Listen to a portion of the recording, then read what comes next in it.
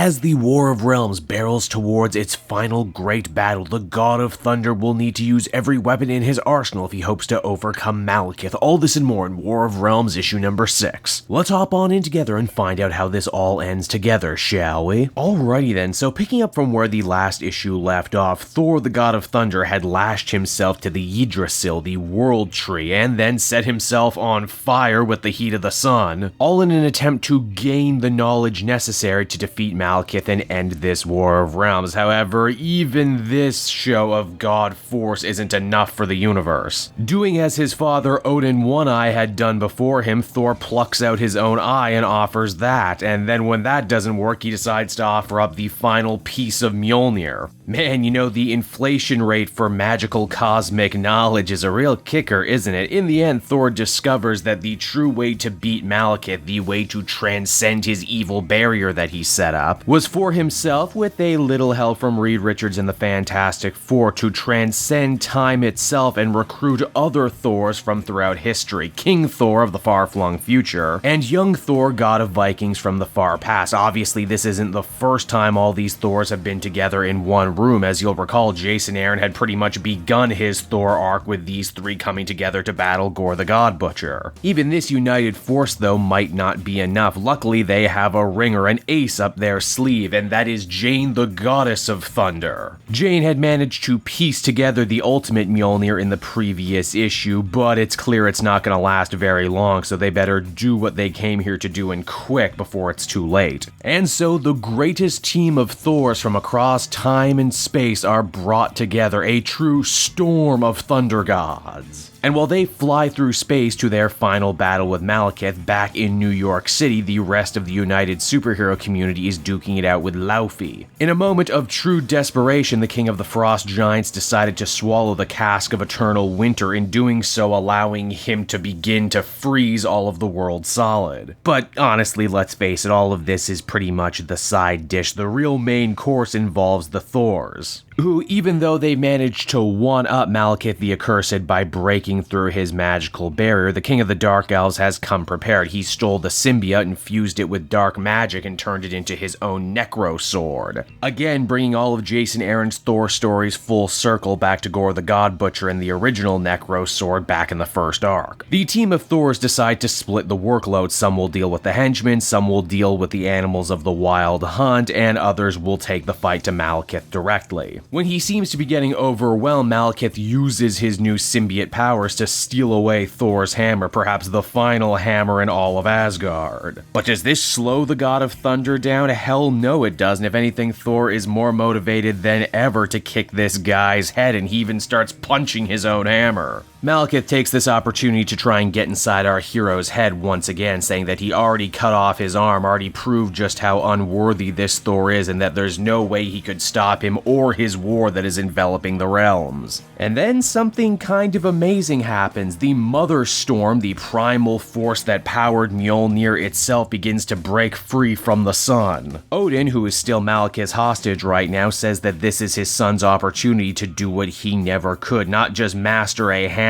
but actually take control of the God Storm itself. And indeed, more motivated than he ever has before, Thor does just that. He says that Gorr the God Butcher might have been onto something once upon a time, that gods are cruel, that they can be selfish, but that all this time doubting himself and seeing himself as unworthy has taught him a true lesson, and that is he's more than just a god of thunder, he is a god of the unworthy. And that hammers don't make Thors who they are, it's the other way around, and in fact in this case it's quite literal. Thor takes the power of the God Storm and uses it to forge a brand new Mjolnir, one powerful enough to drive back Malekith and defeat his forces seemingly once and for all. Now obviously the dastardly Dark Elf refuses to stay down, but now that his blood is literally in the water, the creatures of his wild hunt don't see him as master anymore and decide to chew him up and spit him out again. And wouldn't you know it, this victory here has amazing ripple effects. Daredevil throws Heimdall's sword directly into the mouth of Laufey the Frost Giant, which in turn allows Loki to carve his way out of his father's stomach, retrieving the Cask of Winter along his way. Why, even Jane gets in on the action, throwing the ultimate hammer Laufey's way too, seemingly destroying it. I say seemingly because a small little bit of the liquid metal rubs off on her.